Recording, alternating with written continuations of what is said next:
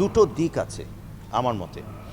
একটি হলো আপনি শিক্ষা দিয়ে আলোকিত সমাজ তৈরি করতে চান, আরেকটি হলো এই শিক্ষার মাধ্যমে এমন কিছু ট্রেনিং আপনি দেবেন, শিক্ষা ব্যবস্থায় এমন কিছু বিষয় আপনি ইন্টিগ্রেট করবেন যেটার মাধ্যমে সে যখন রিয়েল ওয়ার্ল্ডে অর্থাৎ একটা বাস্তবতায় নিপতিত হবে এই তার পড়াশোনা স্কুল কলেজ এবং বিশ্ববিদ্যালয়ের পরে, তখন যেন সে সেই যুদ্ধের মধ্যে টিকে যেতে পারে, সে তার কাজ দিয়ে, তার দক্ষতা দিয়ে, তার বিভিন্ন ধরনের এত বছরের যে তার ট্রেনিং হয়েছে সেটার মাধ্যমে, অর্থাৎ জীবিকা নির্বাহ সহজ অর্থে। অতএব আলোকিত সমাজ, জীবিকা নির্বাহ, এই দুটোই তো আসলে শিক্ষার মূল লক্ষ্য সব দেশেই। আমাদের স্কুল বাংলাদেশে আমরা যে অসুবিধাটা দেখতে পাই সেটা হলো একটা ক্লাসরুমে অনেক ছাত্রছাত্রী পড়ছে, সেই ক্ষেত্রে পেছনের ছাত্রছাত্রী আওয়াজও শুনতে পাচ্ছে না আমাদের শিক্ষকের। সেই ক্ষেত্রে আসলে কি সে শিখছে? তাকে আমরা কোথায় আলোকিত করব? কিভাবে তাকে আমরা দক্ষ করব? কোনোটাই হবে না।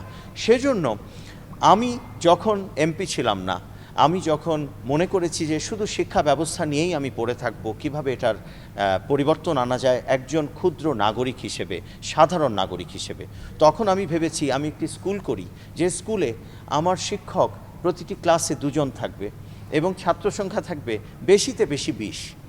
এর বেশি যেন আমার একটি ক্লাসে এর চেয়ে বেশি কোনো সংখ্যক স্টুডেন্ট রাখতে হবে না, কেননা আমি প্রতিটা ওই যে 1 স্টুডেন্ট অ্যাট আ টাইম, এক একজন করে আমরা আসলে শেখাতে চাই, বুঝতে চাই, তারও অনেক কিছু তার থেকেও আমরা বুঝতে চাই। অতএব এই বোঝাপড়া হবে কিভাবে যদি আমি তার সাথে ওই অ্যাটেনশনটা আমি দিতে না পারি? সেজন্য আপনারা বলতে পারেন যে একটি স্কুল করেছি, যদিও নিজের স্কুল এখন বড়াই করে লাভ নেই, কেননা আমার অনেকগুলো স্কুলকে এখন আমি কাজ করছি সেগুলো নিয়ে। চট্টগ্রাম 10-এর আমি প্রায় 65টি স্কুল কলেজের হেডমাস্টারদের সাথে বসেছি আজ থেকে মাত্র 10 দিন আগে, এবং আমি আরও যে কটা বাকি আছে সেগুলোর হেডমাস্টার এবং প্রিন্সিপালদের সাথে বসবো। তারপরে আমি বসবো সেই স্কুলগুলোর গভর্নিং বডির চেয়ারম্যানদের সাথে, কেননা আমরা একটি দুটো স্কুল শুধু ভালো করলে বাংলাদেশ পরিবর্তন হবে না। আমাদের সামগ্রিকভাবে সরকারি এবং এমপিওভুক্ত যে স্কুলগুলো বা সাধারণ যে স্কুলগুলো, ন্যাশনাল কারিকুলাম বলি, ইংলিশ মিডিয়াম বলি, সেগুলোর সাথে আমাদের ইন্টারঅ্যাক্ট করতে হবে। স্পেশালি আমরা যারা জনপ্রতিনিধি, বিশেষ করে আমাদের যাদের যাদের শিক্ষা নিয়ে গভীরভাবে একটা প্যাশন কাজ করে, যারা জানে যে শিক্ষার মাধ্যমেই একটি জাতিকে পরিবর্তন করে ফেলা যায়।